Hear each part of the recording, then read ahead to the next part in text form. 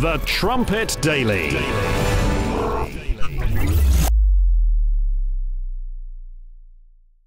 Hello everyone and welcome back to the program.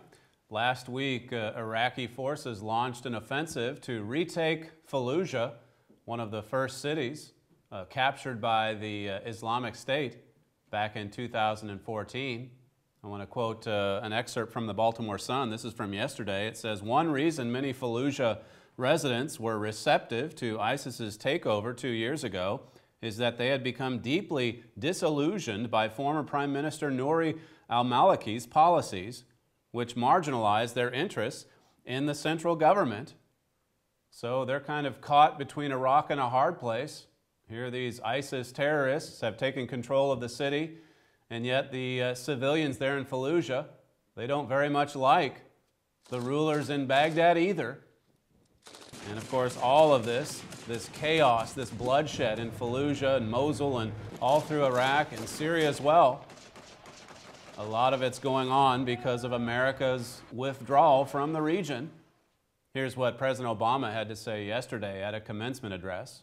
Compared to when I came into office, when we had nearly 180,000 American troops in Afghanistan and Iraq, today that number is less than 15,000. Most of our troops have come home. Our local partners on the ground are in the lead. That was President Obama's commencement address at the Air Force Academy in Colorado Springs, talking about how we've downsized, and really he sees this as a positive development, removing America's forces from out of the region. Of course, with respect to Fallujah, just in the last few years, I mean, you probably know some of the history there, 2004, and how many American lives were sacrificed to try to grab hold of that city.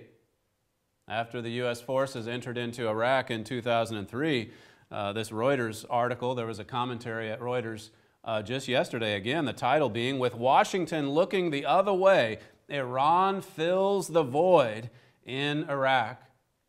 With America looking the other way, look at what's happening in Iraq. Look at who's taking over. This article points out how that the fight for Fallujah really does highlight Iran's growing power over the region. I mean, if there's one nation that's benefited most from America's invasion into Iraq starting in 2003, it's the state of Iran, the Islamic State of Iran. And of course, if you're familiar with our writings in the Trumpet magazine, and you can subscribe to this magazine at thetrumpet.com, but if you've followed us for very long, if you read our materials at thetrumpet.com, you know that we were saying as far back as 1994, more than 20 years ago, that Iran would eventually be the king of the South and even overtake Iraq. And now we're seeing that happen. This back to the Reuters article, it says, after Islamic State militants swept through northern Iraq in June 2014, Tehran once again mobilized to protect the Shiite-led government from the Sunni militant threat.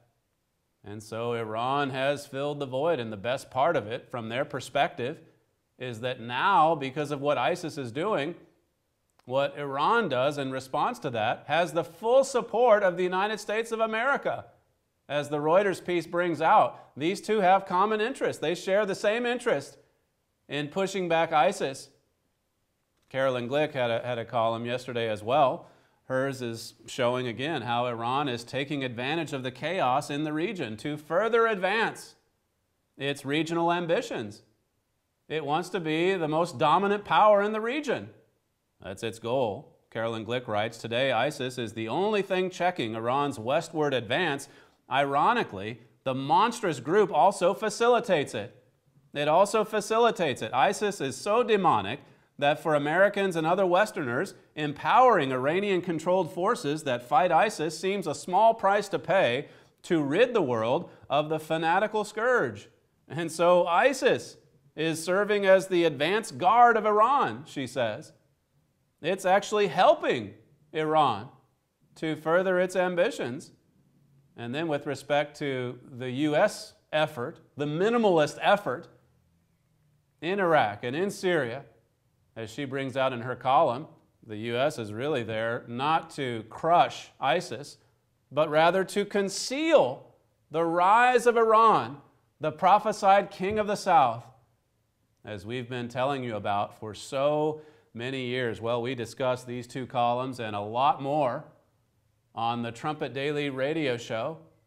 And if you haven't listened to that program yet, you can listen into the live stream every day, every weekday morning or afternoon, wherever it is that you happen to listen in around the world. You can listen in live at thetrumpet.com or at kpcg.fm. That program's also made available as a podcast at the website, thetrumpet.com, or at SoundCloud or by iTunes. However it is that you want to listen in, be sure to tune in and become a regular listener to the Trumpet Daily radio show. And of course, as I said, also subscribe to this wonderful magazine, The Trumpet magazine that goes out 10 times per year. Beautiful magazine, a wonderful collection of our very best articles, many of which appear also on our website, thetrumpet.com. Thank you for joining us today, and we'll see you next time.